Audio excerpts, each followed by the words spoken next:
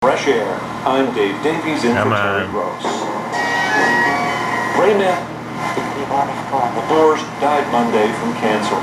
Today we'll listen to our 1998 interview with Manzarek when he talked about co-founding the Doors with Jim Morrison in 1965 and about how the band wrote its songs. So Robin came in with a song. He said, I got a new song called Light My Fire. It is kind of a sunny and This is so interesting.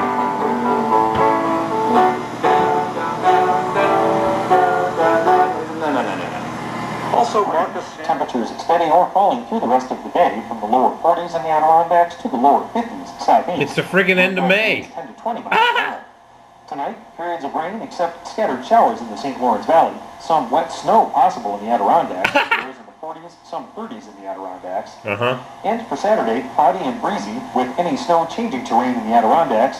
Rain elsewhere except there goes our showers car in the show. western St. Lawrence Valley.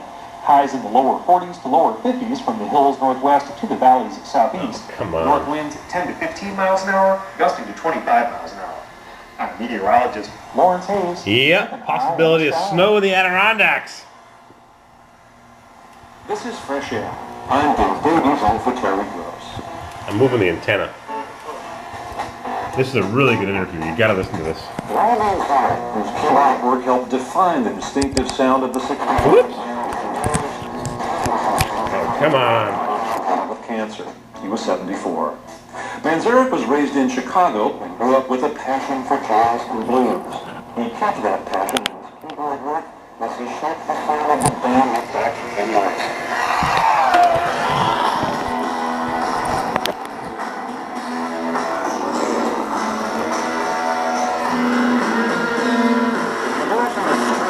Between 1967 and Jim Morrison's death in 1971. After the demise of the Doors, Manzarek recorded with a band of his own called Night City, and in the 80s produced 4 albums for the LA punk band X. Terry spoke to Ray Manzarek in 1998 and invited him to sit at the piano during their conversation. He'd written a memoir called Light My Fire, My Life with the Doors. Manzarek and Jim Morrison attended UCLA film school together, but didn't think of forming a band until they were both out of school. Biblically, 40 days and 40 nights after we said our goodbyes after graduation, I'm sitting on the beach wondering what I'm going to do with myself. Who comes walking down the beach but James Douglas Morrison? Looking great. Lost 30 pounds. Was down to about 135, 6 feet tall. Michelangelo's David. He had the ringlets and the curly hair starting to kind of fall over his ears and gentle locks. And I thought, God, he looks just great. And I said, Jim, come on over here, man. And I said, well, what have you been up to? So what's going on? And he said, well, I've been living up on Dennis Jacobs' rooftop, consuming a bit of LSD. A bit. And writing songs. And I said, whoa, writing songs, okay, and cool. Like, sing me a song. You know, he said, oh, I'm kind of shy, because I knew he was a poet, he knew I was a musician. I said, sing me a song. So he sat down on the beach, dug his hands into the sand, and the sand started streaming out in little rivulets, and he kind of closed his eyes, and he began to sing in a Chet Baker haunted whisper kind of voice. He began to sing Moonlight Drive, and when I heard that first stanza, let's swim to the moon, let's climb through the tide, penetrate the evening that the city sleeps to hide, I thought, ooh, spooky and cool, man. I can do all kinds of stuff behind that. I could do kind of...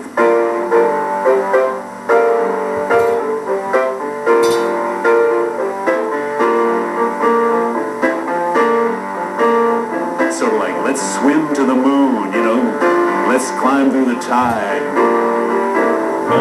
penetrate the evening that the city sleeps to hide.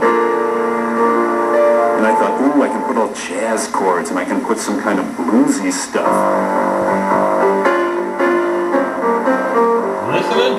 Is this great? Yeah. What? It'd be nice if it was clearer, but the radio's junk. And I could do my Ray Charles and my Muddy Waters, Otis Spann influences, and I could do just all kinds of bluesy, funky stuff behind what Jim was singing.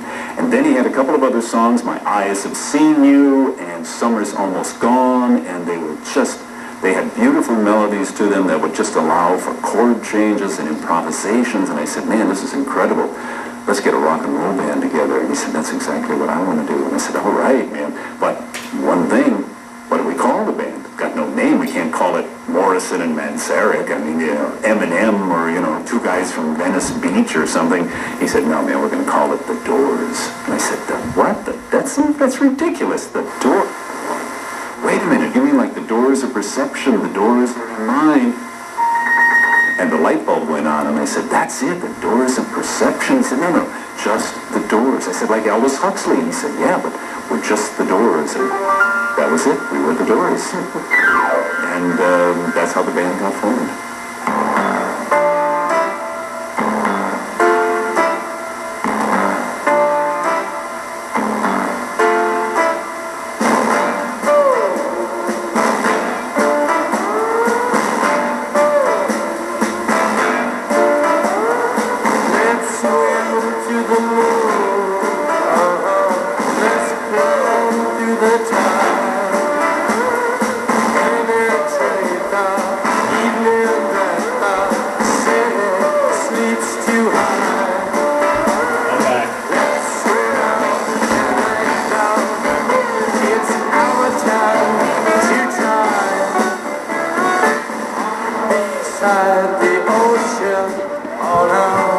What do we got here?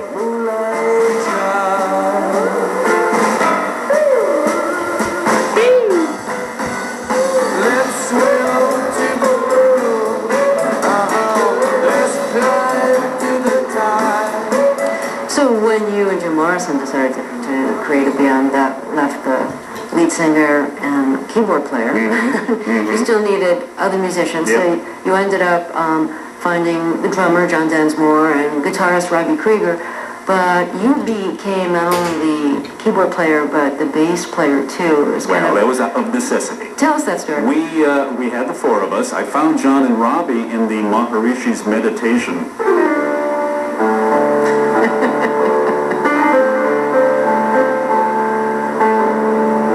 Kind of an Eastern mysticism. We were into the same thing, the yoga, the same kind of yoga that the Beatles were into. Like, and that came out of the song "This Is the End" comes out of that. So we were all seekers after spiritual enlightenment, and so was Jim, of course. But we didn't have a bass player, so I applied my boogie-woogie background, my rock and roll boogie-woogie, because when I discovered boogie-woogie, that was the whole thing. And you just keep that left hand going. You don't do anything with it. It just goes and goes and goes and goes. And the right hand does the improvisations.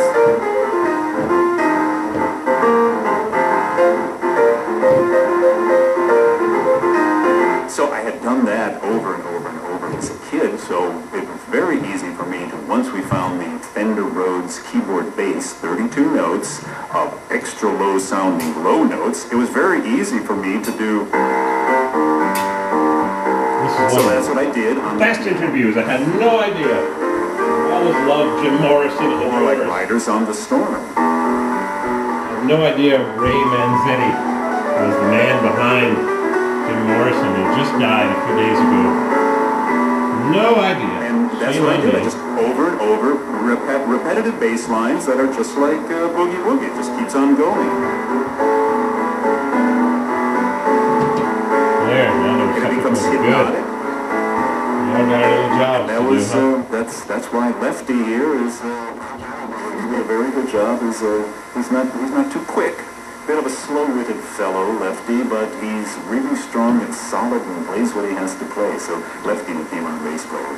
One of the really big stories in the lore of the Doors is the concert in Miami. Yes, it is. Where many people say that Jim Morrison exposed himself. And, Yes, they do. And you say he didn't exactly, but he had seen the Living Theater a few days before, and that was like the theater group was experimenting with, breaking down the fourth wall and taking off their clothes in the middle of theater performances, confronting the audience and so on.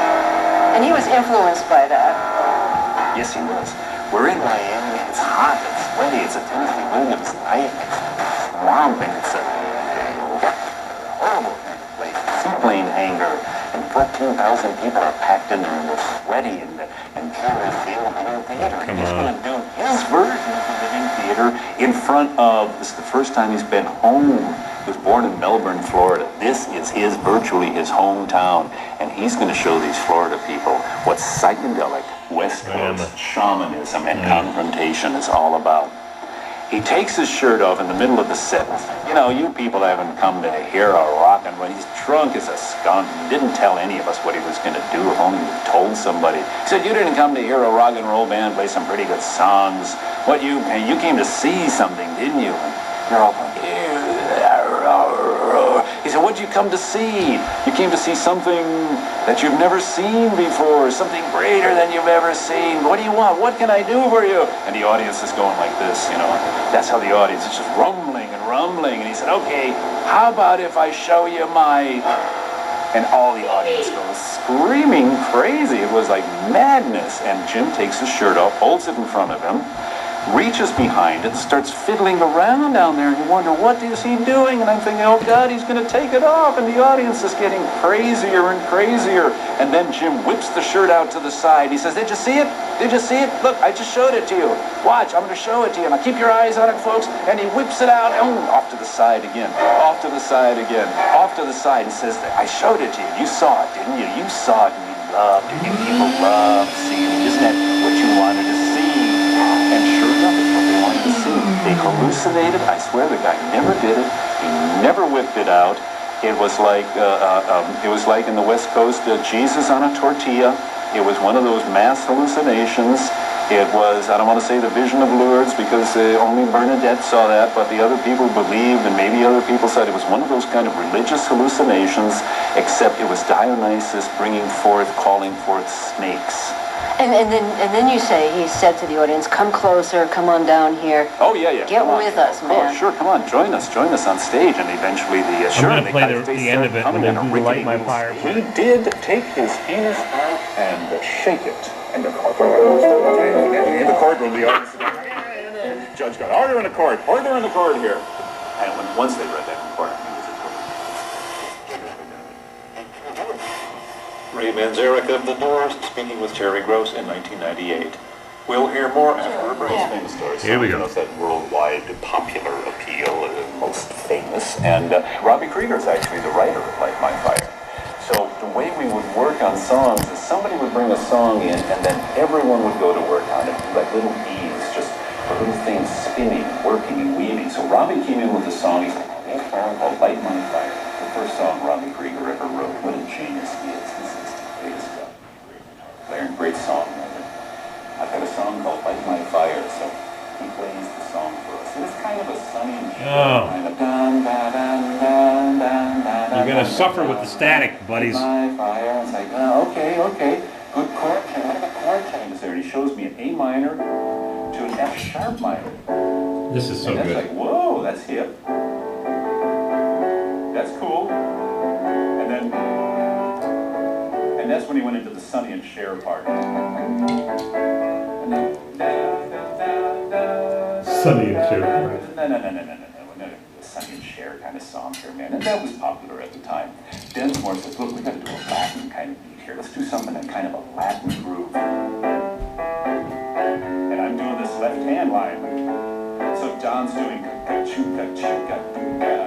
Chinka, chinka, katuka. Set up this Latin groove and then go into a hard rock 4.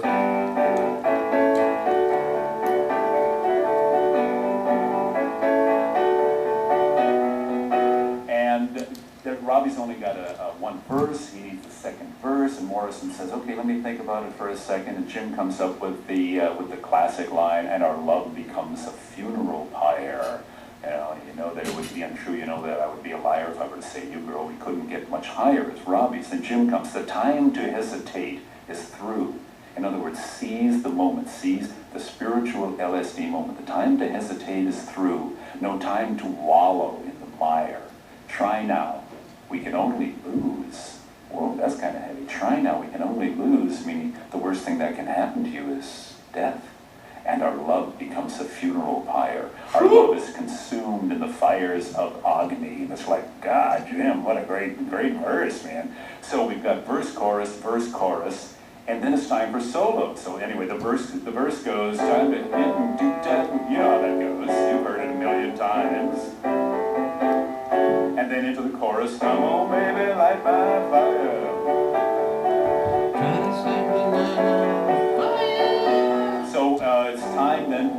solos. We've done a verse, chorus. Now what do? We've got to play some solos. We've got to stretch out. Here's where John Coltrane comes in. Here's what the Doors. This is so good. Background. John's a jazz. Still recording. I'm a jazz piano player. Robbie's a flamenco guitar player. And we all said, we're in A minor. Let's see, what do we do? Da, da, da, da, da. It ends up on an E. So how about My Favorite Things? John Coltrane. It's My Favorite Things. Except Coltrane's doing it in D minor. But the left hand is exactly the same thing. It's in 3. 1, 2, 3, 1, 2, 3. A minor. So good. The Doors. Is he animated? Is in Or 4. what? We're going from A minor to B minor. So it's the same thing as.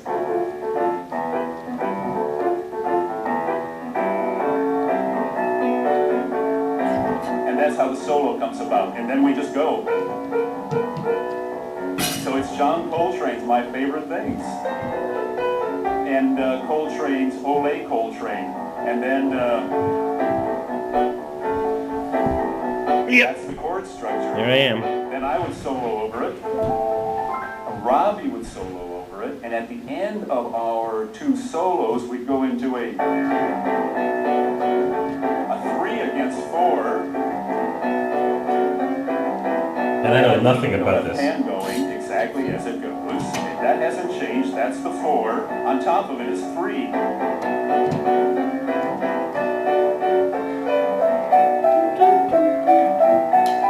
Oh, you can just hear it how you want to hum along. And into the turnaround.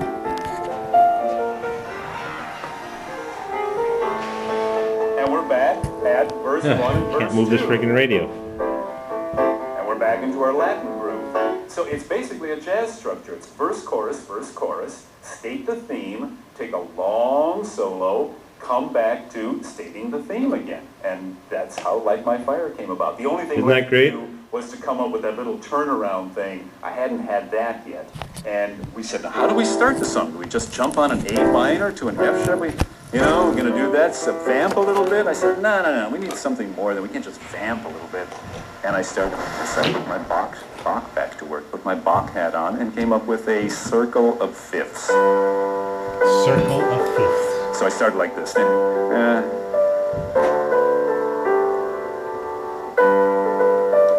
Like a Bach thing, like.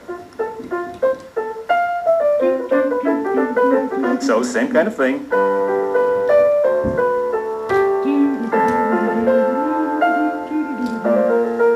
Yeah. B flat. I'm in G. Oh man, D, 37 seconds. F, up to B flat, E flat. Lost, huh? So had this A fellow flat. pass, never even knew him. To the A. What a skilled A man. major, yeah, that's it. cool. And then we'll go to the A minor. I'm thinking all this to myself. So that's how the introduction came about. It's going F, in any second. I B apologize. flat, E flat. Listen to A it. Terry flat, Gross, Fresh Air. A, Tell her I sent you. Corvair Wild. drums and everything. Jim comes in singing. And the Latin-esque